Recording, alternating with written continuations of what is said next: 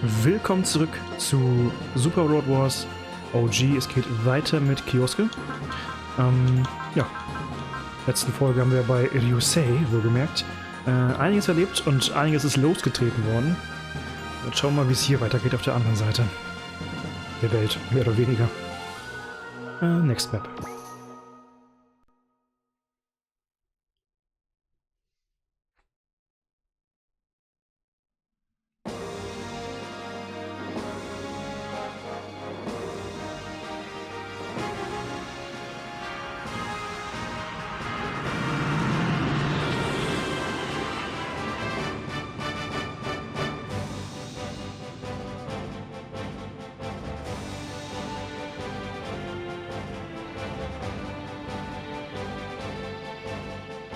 Kommt mir fast so vor, als würde ich Final Fantasy spielen, hätte endlich das Luftschiff unlocked. Aber nee. Und das ist die Hyrule Custom. Re-entry sequence complete. We are currently flying at high altitude over the Pacific Ocean near the Galapagos Island. Then have every section checked out. Pay special attention to the tester drive. Roger that. I haven't felt this weight on my shoulders in ages. It really drives home that we are back on Earth. Indeed. We are lucky to make it safely here all the way from the asteroid belt. Luck can be a skill and in and of itself, you were the right choice to captain the Hyrule Custom. I still don't feel right about getting picked over you or Lieutenant Colonel Daitetsu. Lieutenant Colonel Daitetsu has been put in charge of the newly built Shirogane battleship. Ja. Wie das jetzt gelaufen ist, wissen wir mehr oder weniger parallel. As for myself, I'm hardly captain material. But it's only thanks to you that this ship made it back to Earth at all, Exo.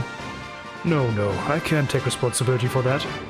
You graduated from the Icarospace Astro-Military Academy summa cum laude, and you cut a perfect figure. You're the youngest captain in Federation history, and your BWH measurements, including padding, are 82. How do you even know that? Why, information gathering is an Exo's duty. That includes data on the crew. I don't use any padding. I see. I'll make a note of that. War ein Trick von ihm, ne? What? Captain, you should try and get a little better at predictions and strategic thinking. Right. So, shall we head for the ATX team rendezvous point? Right. I managed to raise the captain and the others into full-fledged crew before we reached Earth. Let that be my atonement for making it out of that incident alive at all. When will we stop reading to recruit young people into battle, Lieutenant Colonel Daitetsu?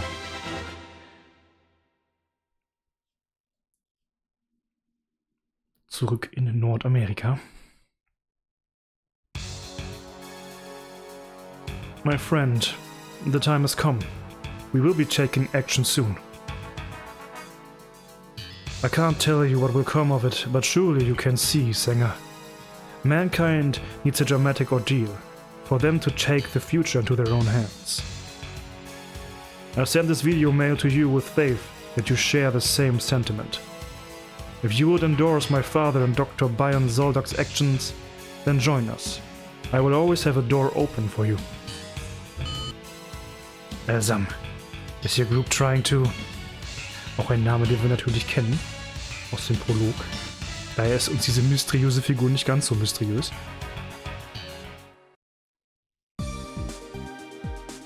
To Antarctica? Yes, they're holding an unveiling of their Shirogane and the EOTI organization's new mobile weapon. Ja, zum ersten Mal sind wir also hier jetzt in der Story ein bisschen vorher. Bisher war diese Story meistens eher vorher, fand ich. Aber das ist, wie gesagt, ungefähr, wird es immer ungefähr hinkommen, dass die Dinge, die passieren, ungefähr gleichzeitig sind. Aber es wird nicht immer perfekt chronologisch sein. Sonst müsste ich halt gucken, dass ich die Folgen auch immer in verschiedenen Reihenfolgen rausbringen. Aber ich glaube, diese Entscheidung, dass ich einfach immer abwechselnd von beiden das mache, ist irgendwie besser. Commander, what's the Shirogane? Someone hasn't been doing their homework. The Shirogane is a Space Noah-class all-purpose combat flagship, the first of its kind. Are you feeling more educated yet, Bullet? I get it, thanks you, teacher. You can always call me Miss Browning. Who wouldn't want to be a teacher wearing a bright white lab coat and... You're confusing it with a school nurse. That aside, I'm concerned about the EOTI organization's new model. That last run-in we had made all those rumors about them plotting a revolt against the Federation a lot more believable. If they're trying to plot, but if they are if they are plotting a revolt, then this unveiling ceremony sounds like bad news all around. It's for that reason that we are being sent as security, to prepare for the worst. In addition, we rendezvous with the Hyrule Custom over the sea near Alexander Island in Antarctica. The Hyrule Custom? You've been seriously skimping on your homework. Fine, it's lecture time. The Hyrule Custom is humanity's first deep space exploration ship remodeled into a battleship. Oh, so much for lecture time. Nicely done. Meet me behind the gym after class, sweetie. Does this base even have a gym? Still, the TFF should have an inkling by now what the EOTI organization been up to. So why would they need to show each other their cards with this unveiling? Kiosk is starting to see what's going on. The Antarctic ceremony is nothing but a sham to hide a different meeting going on behind the scenes. I wish I could tell them the truth, but it's all too heavily classified. Forgive me. Oh, you going with the ATX team again? You've sure taken a shine to them. Oh, come on. You're telling me you don't want to see the Shirogane for yourself? See it? My lab was involved in building the thing, including the Space Noah test ship. Oh yes, that's right, but I've also got a personal interest in the Space Noah class bow modules. Word has it that there are 3 variants, and they can't even be fired out? Look, they're not like missile ships. They can't do that. Forget about that. Hurry up and load the equipment I brought with me into the Vice. The miniaturization was successful and we even got it to fit the frame's capacity. We'll leave the optimization of the TCOS up to the pilot. Once you've given the green light, we roll it out. It will be birth of a Platinum Angel. If you pack that in, you can call it Lucifer, once it plummets straight to hell. It's not plummeting anywhere. It is a magical artifact that lets it fly in the sky. Not happening. My mechs have no need for devices that use EOT. But if you load it on, the device will be capable of unassisted flight. It'd be way smoother than hurling yourself around with vernier thrusters. I don't care. Not happening. Now that we're being faced with armored modules, the TFS is going to be at a distinct disadvantage considering their pitiful deployments of conventional weaponry and ground combat PTs. This all assumes the EOTI organization is itching for a fight, of course, but given that, if a flying white knight showed up in the shining armor, I think the rest would change their tune. Their tune? Right. ISA integrated synchronization attacks. A battleship acting as an aircraft carrier loaded with humanoid mobile weapons that can launch blitzkrieg attacks with their Vice. There could be more than a sparkle in their eyes. Is she at the tipping point yet? Oh, and did I mention that this drive doesn't use EOT at all? The Tester Lab was doing RD work on it well before Meteor Free fell. Ich glaube, ich hätte es einfach als erstes erzählen können, das hätte sie mehr überzeugt. Okay, you win. Now that I've seen an armored module in action for myself, I won't be outdone by them. I grudgingly consent to your installing this drive. Grudgingly? I can't tell if you're being magnanimous or petty. You can handle the MK2's custom overhauling. Oh, I can I? Someone really wants to go to Antarctica. Yes. That machine that Dr. Shu Shirakawa and Dr. Eric Wong developed will be there. So this is about you getting to see the grandson? Well, yes. Word has it that with the right pilot, that thing could wipe out every army in the world in under a day. It's crazy and I'm not going to believe it until I see it, so I'm going to see it. Fine, suit yourself. I'll handle overhauling the Vice. You're not going to give my MK2 custom a stupid nickname on my watch. Whatever you say. Just be careful out there, okay?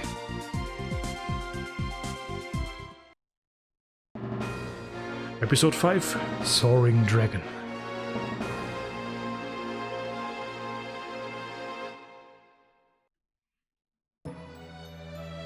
Where's the ATX team?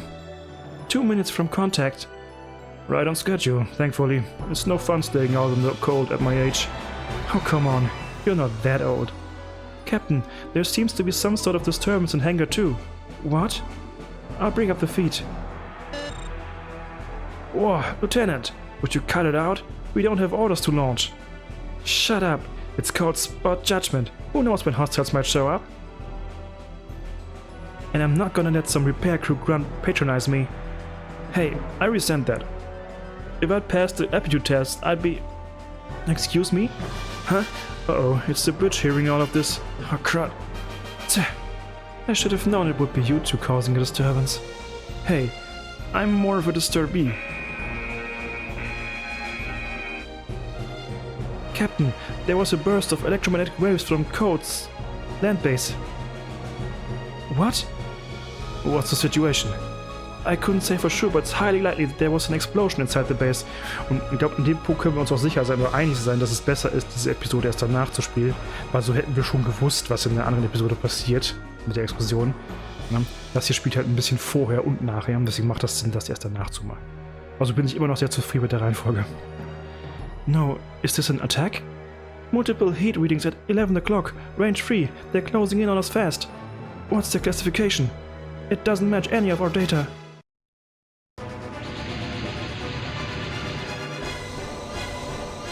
They certainly aren't anything I've seen before. We didn't even see any of that type of mech around Pluto. Is this a new model or... Katina Tarask rolling out! Whoa, wait up, Lieutenant, I'll join you! I knew my hunch was right. These are alien recon units. That works out perfect for me. We don't know what they are yet. Shut up. That's always what it turns out to be. It's like a rule. Whose rules are those? Quit your complaining. I'm gonna take this chance to bump up my kill count. Lieutenant, the AGX team will be here soon. Don't do anything crazy, okay? You think I'm gonna rely on a bunch of no-name nobodies? Hell no. We'll do this ourselves. Lieutenant Katina, we're going to have to set course for Antarctica. Can we trust you to make defending this ship your highest priority? Leave it to me. I crushed them all, no exceptions. That's not really what I was asking. Lieutenant, please listen to the orders we're giving you. No time to chat. Now cutting communications. Why won't you just listen to us? Now, Captain. If you think that's bad, you'll never be able to handle the ATX team. Wait, what's that supposed to mean? Well, they say birds of a feather flock together. At any rate, let's buy some time until the ATX team gets here.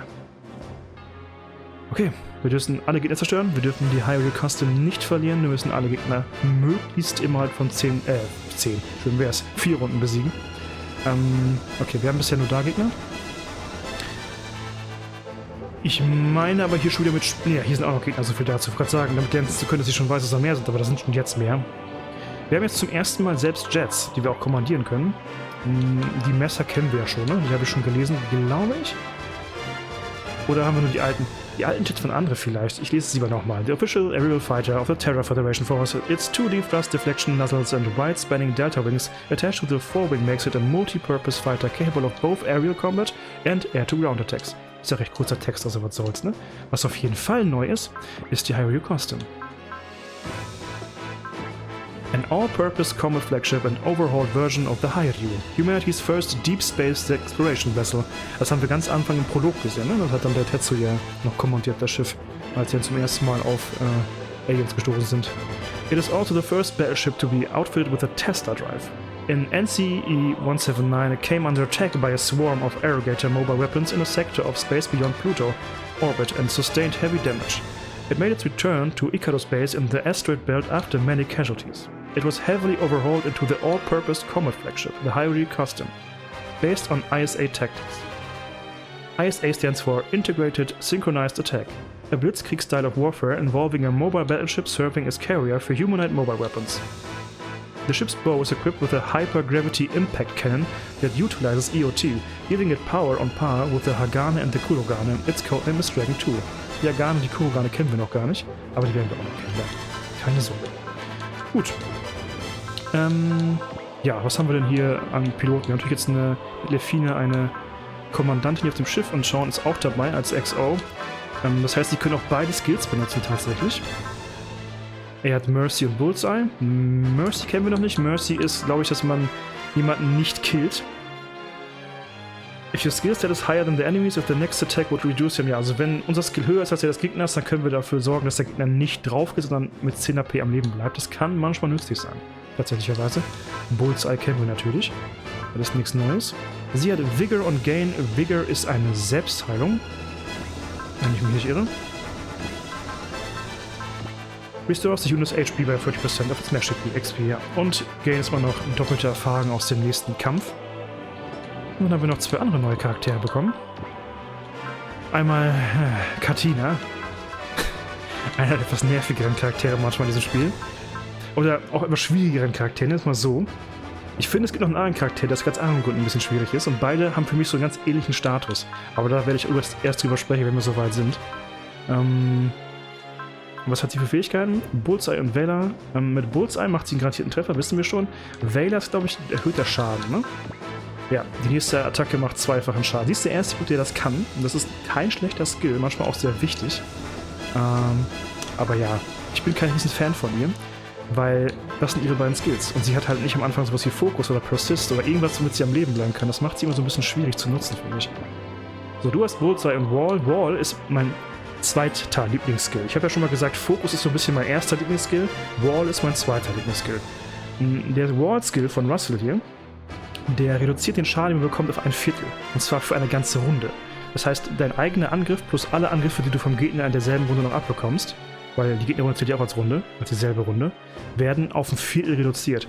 Das ist unfassbar gut. Und das ist sozusagen eine gute Option, wenn man sicher Schaden verringern will. Und deswegen finde ich es halt auch super geil, ähnlich wie Fokus. Gut. Genug darüber gesprochen, legen wir los. Wir kommen, glaube ich, jetzt kaum ran. Ja doch, ein bisschen kommen wir schon ran.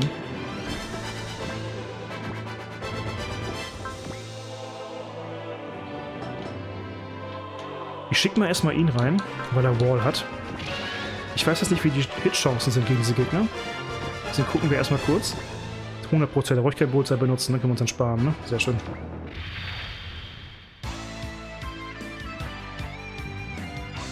Russell, launching. Ich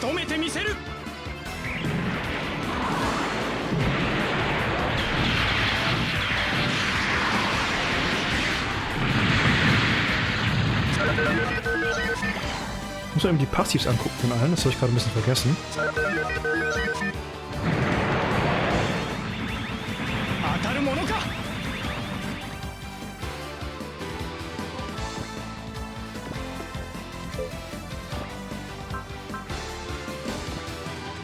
Potenzial kennen wir schon, mehr Power, generell damit besser, wenn man mehr Schaden nimmt.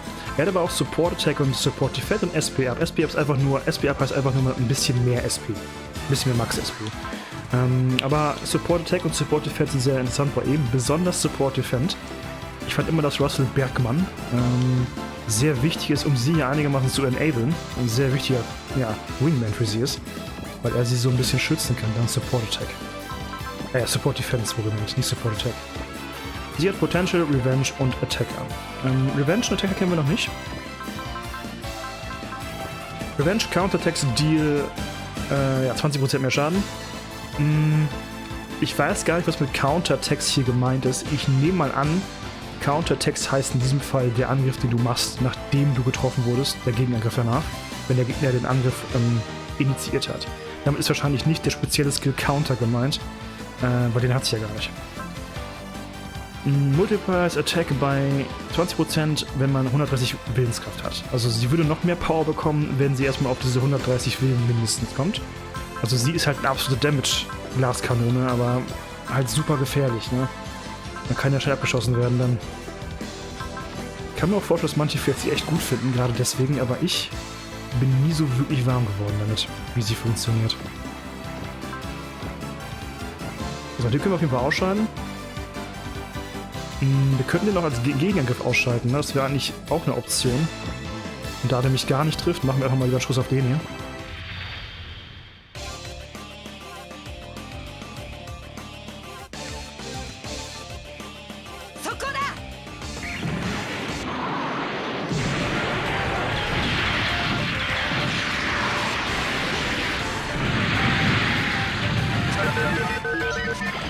Aber sie ist halt auch nicht nur eine Glaskanone, sondern auch noch so hitzköpfig immer nach vorne zu stürmen, auch storytechnisch. Das macht mich schon nervös, keine Ahnung. So, das war das. Passiv noch irgendwo hingucken. Support Attack, Support Defense kennen wir, SP Up kennen wir auch, Commander auch, ne? Der Buff für Units um einen herum. Ja, du hast keine Passivs, ne? Ja, macht doch keinen wirklichen Sinn. So. Haben wir irgendwas, was Schaden verhindert oder so? Nicht wirklich, ne? Ja. Das heißt, wir werden einfach mal maximal nach vorne fliegen und einfach uns ein bisschen hier hinstellen, um ein Angriffsziel zu bieten. Denn das ist ein großes Schiff, das kann schon ein bisschen weit einstecken. Und da will ich nicht, dass die alle auf die Jets losgehen, die Gegner. Das muss nicht sein. Das muss nicht sein. Wir sind also immer verdammt viele Gegner, die wir gerade bekämpfen müssen. Dafür, dass wir hier nur 2 Jets und ein Fregattenschiff haben. Fregattenschiff, das ist die richtige Bezeichnung wahrscheinlich nicht. Also was soll's. So, Katina greift an. Er würde jetzt für sie blocken, ist aber irrelevant, weil der Gegner wird eh nicht treffen. Aber das ist völlig in Ordnung. Ich frage mich, ob ihre Revenge... Ja, mein Gott, ich kann nicht mehr reden, offensichtlich. Ihr Revenge-Skill eigentlich auch triggert, wenn der Gegner gar nicht trifft. Ich schätze mal ja, weil das geht ja nur um den Gegenangriff, ne?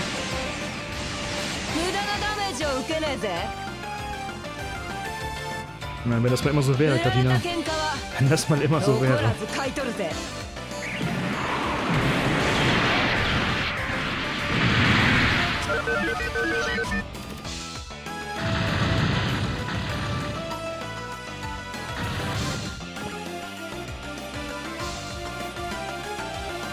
Auch hier, der Gegner keine Chance zu treffen, kein Problem.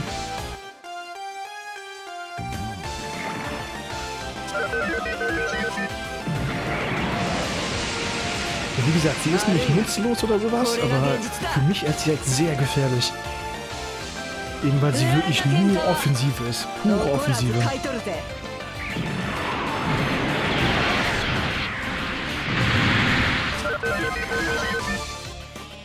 Normalerweise mache ich halt Piloten, die halt entweder Fokus haben und somit ihr Ausweichen stärken oder halt über Wall verfügen und wenn sie halt nicht ausweichen können, dann zumindest mit Wall den Schaden reduzieren können.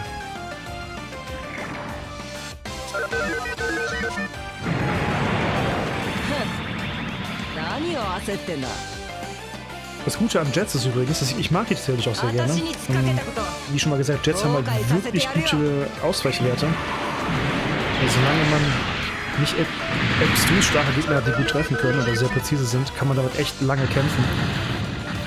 Indem man sich einfach nicht treffen lässt.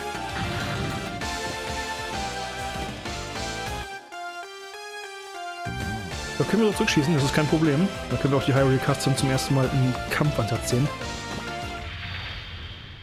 Reichweite haben wir mit dem Ding auf jeden Fall.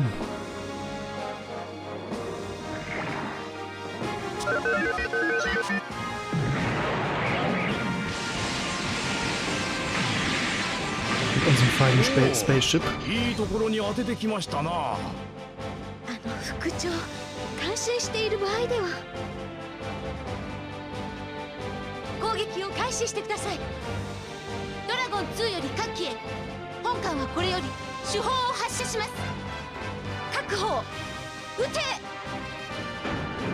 Okay.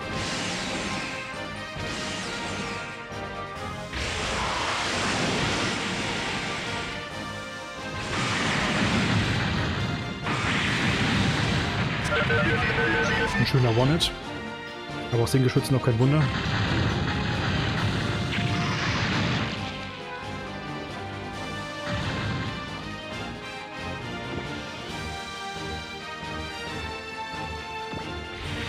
Und derselbe Spaß sich nochmal.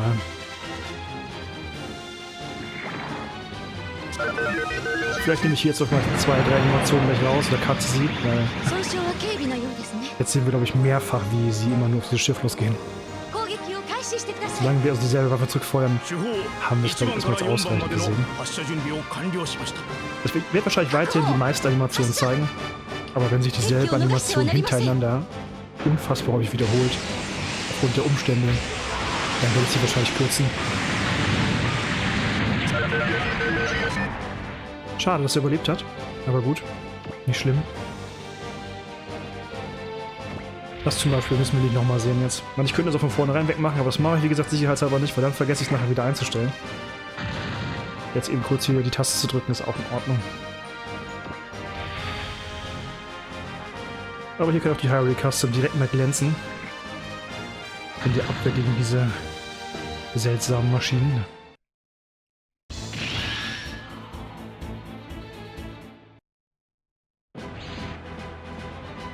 All units, prepare to sortie. This battle will be underwater. As such, beam weapons will be generally useless. Make sure to outfit yourself with solid ammunition and weaponry before you launch. Nett, dass ich das auch machen darf jetzt. Jetzt kommt die Verstärkung im Sinne von uns, dem ATX-Team. Das hilft natürlich auch, um die Gegner vielleicht rechtzeitig zu besiegen für die Extra-Aufgabe. Nicht, dass die mir jetzt wieder so super wichtig wären, aber ihr wisst ja, versuchen kann man es immer. Ändern müssen wir, glaube ich, nichts. Und ausgerüstet sind wir, glaube ich, auch einigermaßen. Ich würde sagen, wir launchen einfach. Ich hatte ja diesen Waterjet Kiosk ausgerüstet. Das heißt, der kann ja auch problemlos durchs Wasser kommen jetzt. Die anderen werden ein bisschen Probleme haben. Assault 1 to all units. We will be supporting the Hyrule Custom. Okay, boss. Assault 4, Roger. Assault 3, Roger. Dr. Radu, will they all be okay underwater? Nothing is impossible for my MK3. You just have to keep it in line. In the end, it's down to me, huh? Roger. But what is this enemy? Its form is completely different from PTs or AMs. Huh? So those guys are the ATX team. Here I'm stuck in this dinky fighter plane. And they're using prototype PTs. Well, la-di-da. Lieutenant, how could you say that? I doubt a bunch of glorified test pilots can do anything in a real fight, but I guess they're better than nothing. Lieutenant, they can hear you, you know. Wow, talk about your silver tongues. It's tongue. Ich habe wahrscheinlich schon Tongues gesagt, obwohl es gar nicht da stand. Egal. Wait, she got it right. Doch hat sie. Okay, gut. Look at you guys and all your witty banter. Then again, you've got heavy PT armor and you're not flying around in a tin can. If only we could be also lucky. That's a little uncalled for, Lieutenant. We're risking our lives too, you know. That's enough, Bullet. But we can't let her talk about us like that. Carrying out our mission comes first. Defend the Hyrule Custom and wipe the enemies out. Are you up for that, fighter pilot? Of course I am. Who the hell do you think you're talking to? They certainly are birds of a feather, ma'am. Yes, quite. Come now. Isn't it nice to have a lively crew around? Really, Captain. You don't need to look at all teary-eyed. Okay, nächste Runde. Ja, wir sehen jetzt zum Beispiel an ihm, oder an ihr, wie wenig wir uns bewegen können unter Wasser. Das ist halt schon extrem, weil es nicht dafür gemacht sind, diese Suits. Da wäre es gut fliegen zu können, aber das können sie nicht. Kiosk das Problem nicht, wie ihr seht, wegen dem Waterjet können wir uns problemlos mit dem bewegen. Du hast das Problem auch, ne? Ne, du nicht tatsächlich. Interessant. Du hast kein Problem mit Wasserbewegung. Interessant. Gut, ich glaube, du hast aber ein Problem, so einen Gegner hier zu treffen, oder? Hyperblaster? 100%. Ne, du hast kein Problem. Super. Da muss ich ja auch keine Fähigkeiten nutzen. Also ich stelle dich einfach hier hin. Du kümmerst dich um den. Einmal der Hyperblaster. Und dann blasten wir den mal weg. Den guten Type Zero. 霊式の力その身でとくと味わえハイパーブラスター焼き尽くせ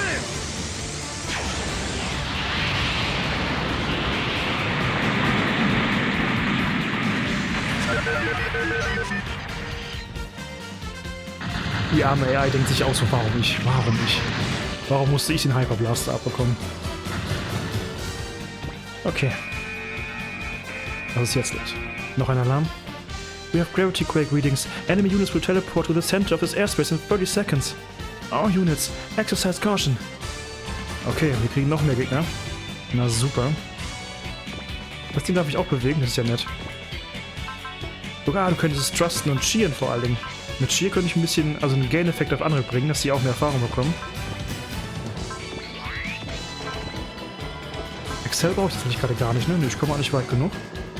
Dann würde ich jetzt einfach mal den Cheer-Effekt machen. Auf Kioske.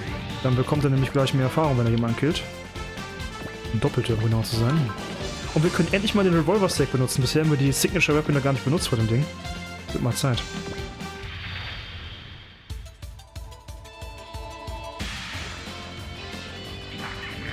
Vom Alteisen. 挑めはない多少古臭い武装だが威力は関係ない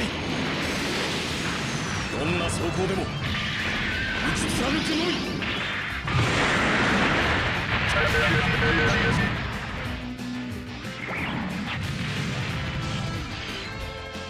Das Ding ist auf jeden Fall down. Und doppelte Erfahrung. Oh. So, Ja, die anderen, ob die jetzt Kampfsätze sehen werden, das kann ich nicht sicher sagen. Weil sie halt so langsam jetzt im Wasser sind. Aber gut.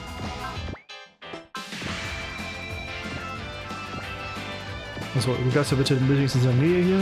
Ja, sag mal in der Nähe, so dass du wirklich so weit weg von den Gegnern bist, ja? Du bist immer noch ein Transporter. Und zwar ein reiner Transporter. So, hier kann man noch weitermachen. Ich würde fast sagen, wir fliegen an dem hier vorbei und muss versuchen, die da hinten noch rechtzeitig zu schnappen. Ob das realistisch ist, weiß ich noch nicht. Aber ich glaube, an den komme ich jetzt auch... Ach, da komme ich ran. Okay, dann schießen wir auf den. Das ist okay.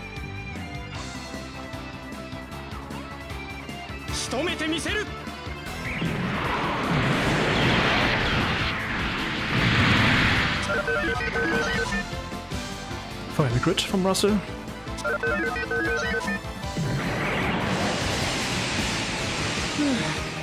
Die Sache ist halt, egal wie wendig du der Fighter bist, die Bewaffnung des Pfeilers ist immer das Problem.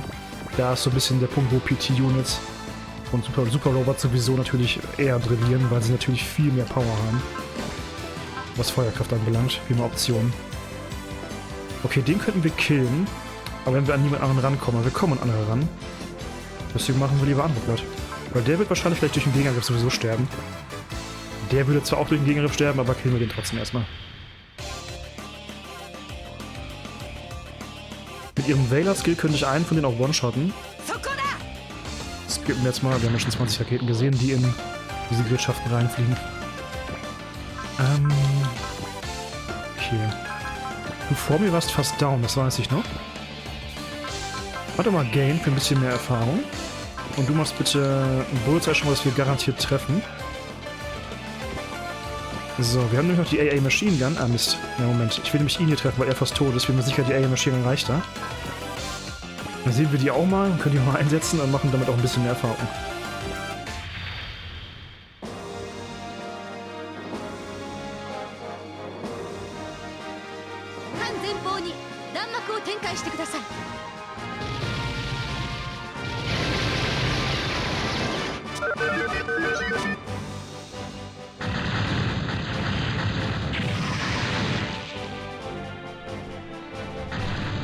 Schön. Das wäre geschafft. Das habe ich alle bewegt. Ja. Dann beenden wir die Runde.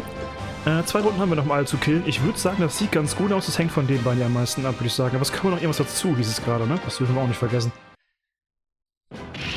Wir wurden ja gewarnt.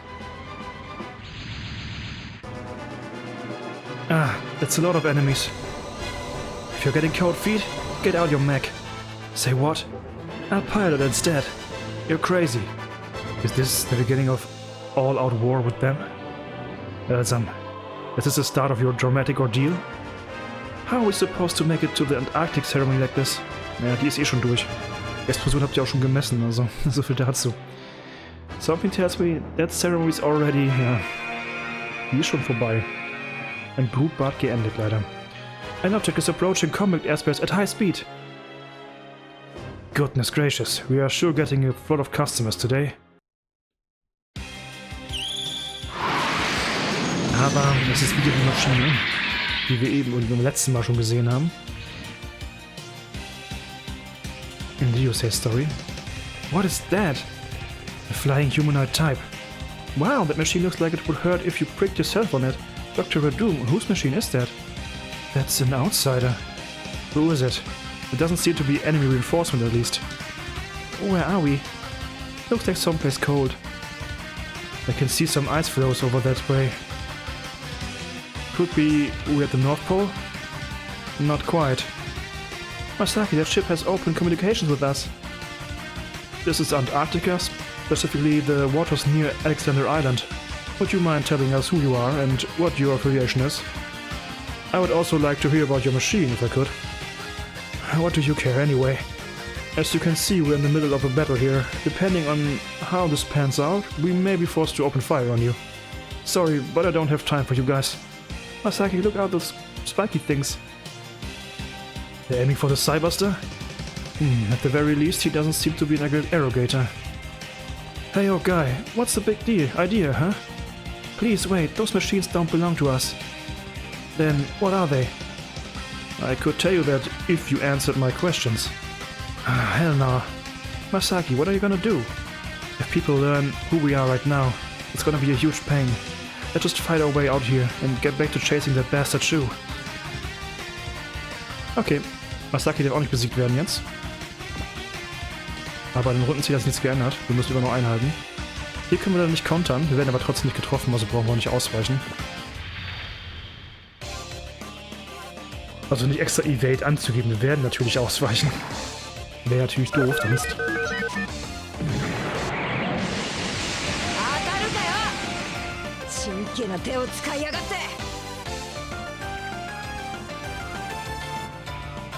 Es ist ärgerlich, dass wir nicht zurückschießen dürfen hier. Aber sie outragen uns so gerade eben. Ich glaube, näher ran wäre ich auch nicht gekommen. So, da können wir was machen auf jeden Fall, das ist kein Problem. Kriegt Russell nochmal einen feinen Abschluss.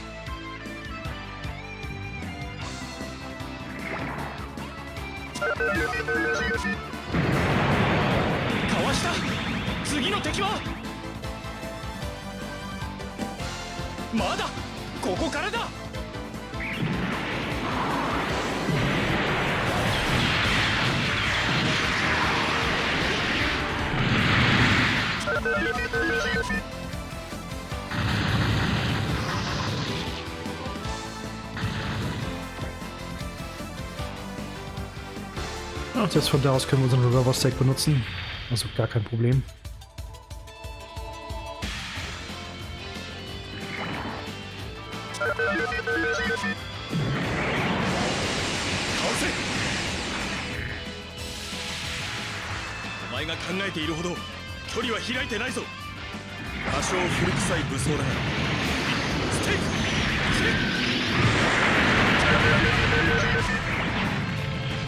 Easy. 5000 Schaden.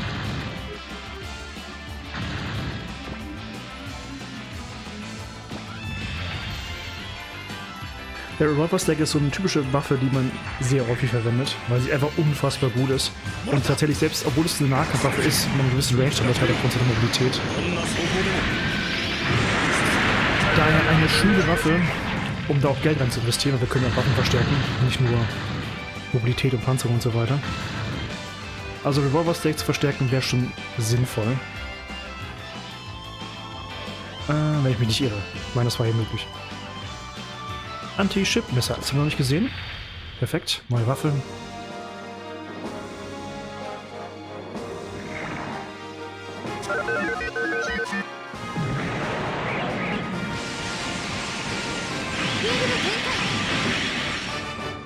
Das E-Field hält, was es verspricht. Das Schiff hat ein E-Field, das heißt, manchmal kann der Schaden halt komplett geblockt werden. Kostet aber auch Energie. Man sieht ja schon, dass wir recht viel Energie verloren haben. Wenn man das Schiff lange im Einsatz hat, ist das sehr energielastig.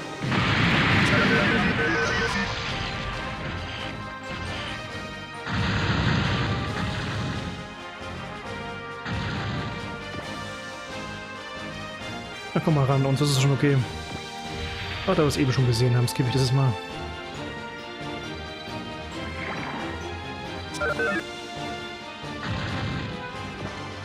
Level 7 für Lefina, sehr schön. Das heißt auch für die Crew immer automatisch Level Up. Sean also auch. Und wir sehen zum ersten Mal den Cyberster kämpfen. Direkt im Kampf. Sehr schön. Cyberster ist ein bisschen Odd One in dieser Story, wie ich finde. Genauso wie auch Shu ein Odd One ist mit seinem Grandson. Sind zwar eingewoben hier, aber das sind die einzigen Charaktere, die eigentlich aus einer anderen Story stammen. Aber nicht aus einer wirklichen Mecha-Franchise in dem Sinne, sondern halt aus einer auch OG-Serie von Band Presto. Und dementsprechend haben sie die auch in diese OG-Story eingebaut.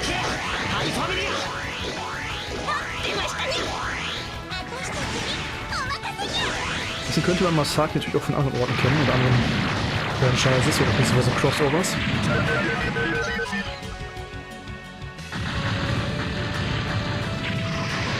Aber es ist jetzt nicht nötig, ihn zu verstehen oder das hier zu verstehen, was passiert ist. Alles okay.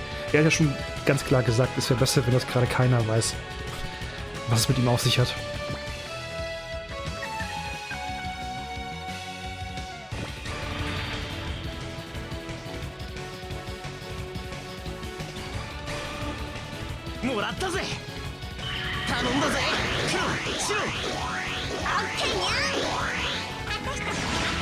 Und ja, er hat kleine Mini-Spaceships, die aus der Mech rausholen kann, wo die Katzen rumfliegen und dann beginnt der Abwandernd.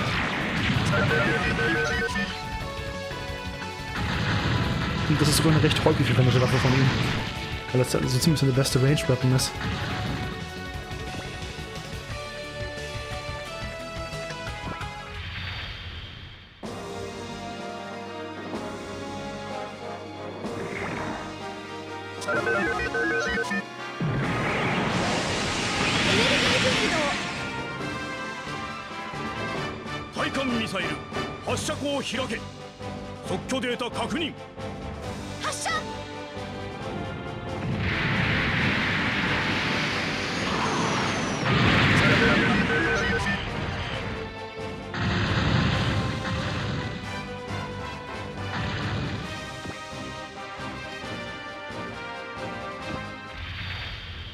Okay, die haben wir jetzt oft genug gesehen erstmal.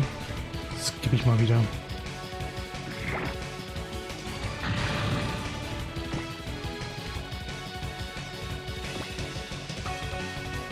Alle mit den High-Familie ist ausgeschaltet.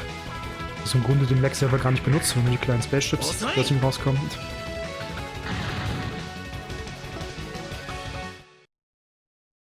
So, viele sind nicht mehr da, ne? Der eine hier vorne und die zwei da hinten noch.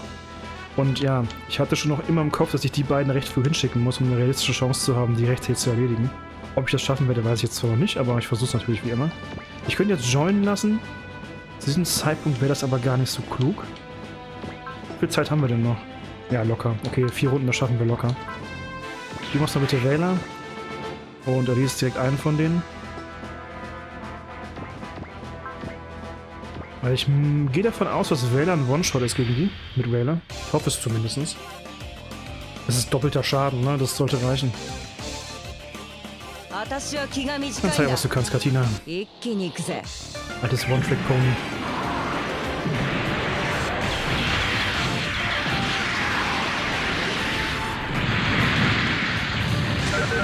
Yep. Selbst mit Jetten bisher jetzt fast 6000 Schaden.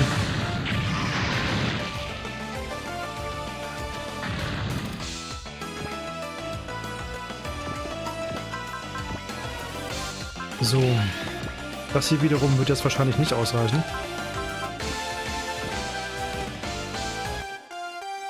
Ich könnte jetzt die Vulcan-Kern nutzen, aber ich bin mir nicht todsicher, ob das nachher ausreicht, wenn er dann einen Konter angreift. Aber ich habe ja eh nochmal 2 Runden. Komm, wir haben gar nicht so viele Gelegenheiten, die Vulcan-Kerne mal zu benutzen. Nutzen wir sie doch einfach mal zum Spaß. Marcel, zeig uns mal, was das Teil noch so drauf hat.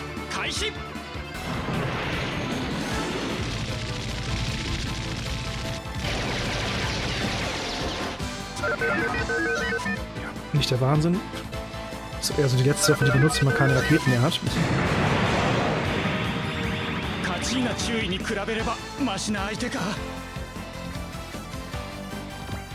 So, das schafft ihr schon. Im Gegenangriff dann.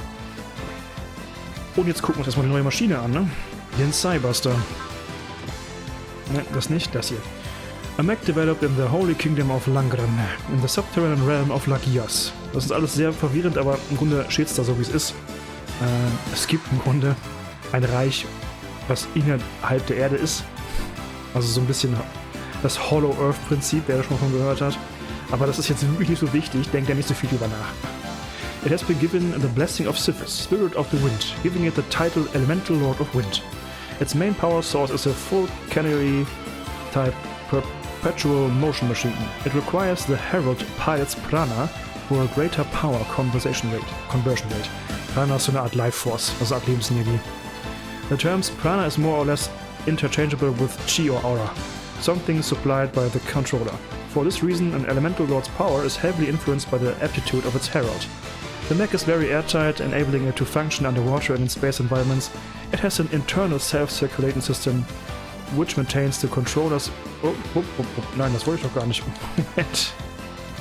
Mein Stick wollte gar nicht, so wie ich möchte. It has an internal self-circulation system, which maintains the controller's physiological functions and allows operation for long stretches of time.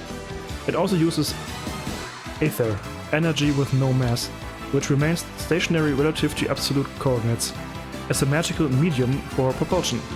Its armor is made of orichalcum with geometric shapes based on the mystical effects of numerology contained within it at a metallic particle level, granting it considerable magical defense. Ja, alles sehr weirder Kram. Man merkt schon, das Ding ist eher magisch als irgendwas sonst. Ich finde es bis heute auch irgendwie ein bisschen unpassend, ehrlich gesagt, dass die Dinge auch vorkommen in dieser OG-Story. Aber es ist halt auch ein OG, ne? Es ist halt der OG schlechthin fast schon. Deswegen kann ich schon verstehen, dass sie ihn mit eingebaut haben. Aber es ist ein bisschen komisch jetzt plötzlich.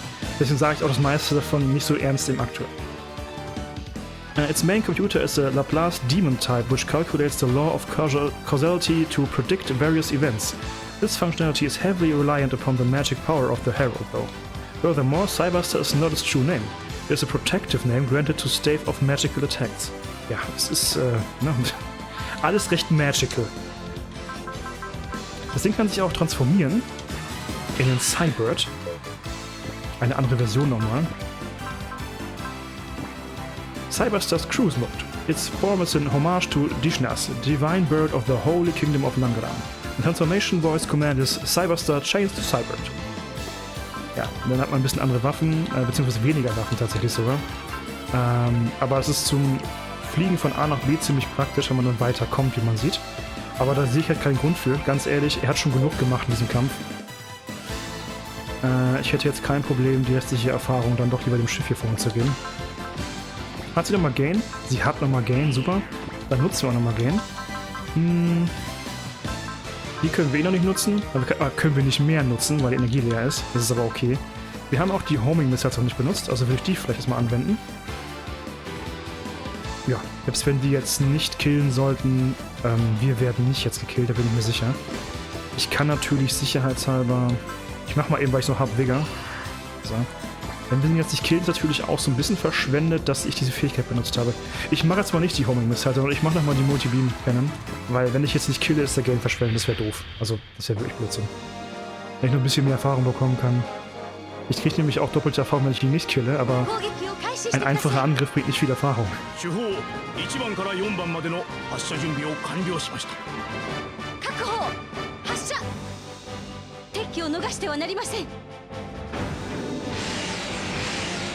Ja, dann sind wir die Energie auch kritisch.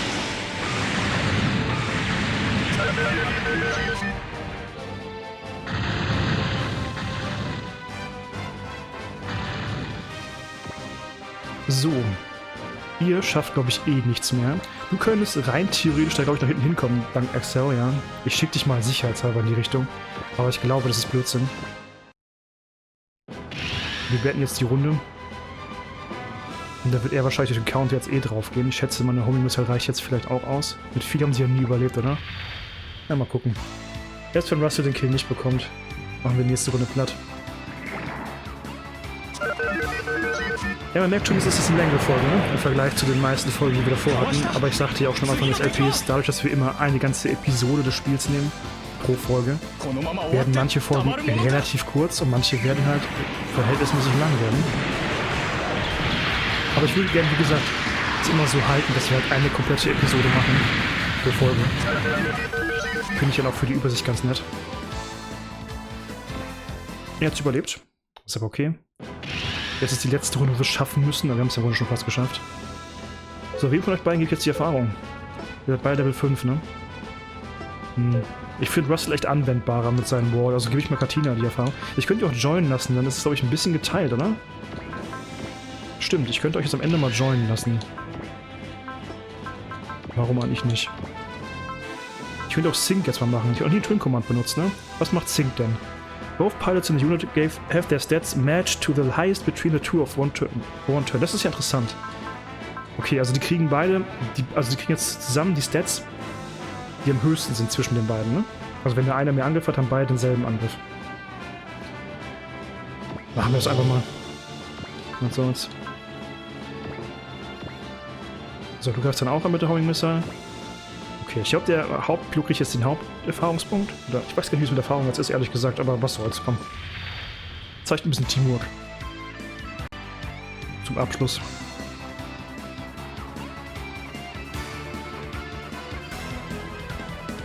私の目に入ったのが運の尽きさ。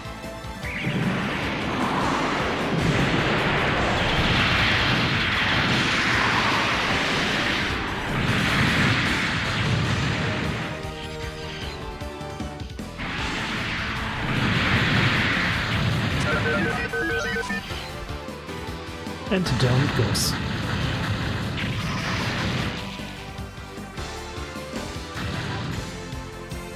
Beide kriegen Erfahrungspunkte, aber der Hauptpilot ein bisschen mehr. Okay. Oder das müsste daran liegen, würde ich behaupten. Aber das ist trotzdem gut, beiden was zu geben. Für Katina hat es für ein Level Up sogar gereicht. Sehr schön. Skill Points, wir haben es geschafft. That's all of them, huh? Masaki, get a look at this. The signature. There's no mistaking it's him. What's the location? In the direction of the ice field. Bastard's been holding up in the Antarctica. Let's go, Kuroshiro. Das war also noch bevor er da angekommen ist. Aber trotzdem, die Events mit der Explosion sind ja passiert, während wir hier waren. Und ich finde es definitiv besser, wenn wir das mit der Explosion erstmal vor Ort erleben, bevor wir das hier erzählt bekommen. The unidentified unit is leaving its airspace. What incredible speed. Just like a gale. You couldn't even get that kind of mobility with a tester drive. Fascinating. Who in the world was that guy? Going by the way he sounded, the pilot was Japanese and probably about my age. I heard some meowing over the comms too. Maybe he's from Nagoya? I hear they like cats there. Oh, what if he was literally a pair of talking cats? Do you think they hate Mondays? This is no time for bad jokes. Yosuke's right. We're way behind schedule now. Ian, where's that mech going? Judging by its heading, I'd say he's going to Coates Island base. Coates Land? He couldn't be heading to that unveiling, right? I'm concerned about the electromagnetic burst we caught. We should get moving. Right. Und noch ein Repair-Kit. Und kommt noch ganz viel Story. Es kommt auch noch Story. Das wird eine lange Folge. XO. How long until we reach Coast Islands? Coates Island. Mein Gott. It should be about 15 minutes. Any communications from the base? Our line is being jammed and we can't establish a satellite link. That secret meeting must have gone south. Shall I deploy the Octo Squad in advance? Yes, sortie them as soon as they're refueled and reloaded. Roger that. Captain, I've discovered some data related to that unknown we just encountered. Which one? The humanoid one. Humanoid. A recon unit from the ESO base is the Far Eastern previously made contact with it. Does that mean they're arrogators? It doesn't seem that way. Furthermore, I can't find any data on the other unknowns in the AGX archives. I guess that the other group was a new arrogator model. Hey! Captain! Dead ahead! What a huge smoke plum! Going by the shockwave we just felt and the size of the explosion, did someone just use an MAPV class weapon? So, what a mess. How are we supposed to make sense of this? Hey! Oh, what is it? I'm getting a feed of some kind of proclamation broadcast. This is hardly the time for such a thing. But it's saying that humanity's back is already against the wall. What we need is not an arc, but rather a sword to fight the aliens. As of today, I declare our EOTI organization reborn as the Divine Crusaders, the true guardians of Earth's sphere. What the Earth needs is a government capable of wielding its great military might with swiftness and precision. However, this is not for the sake of ruling our people with fear or tyranny. We shall not point our blades at the very people we've sworn to protect.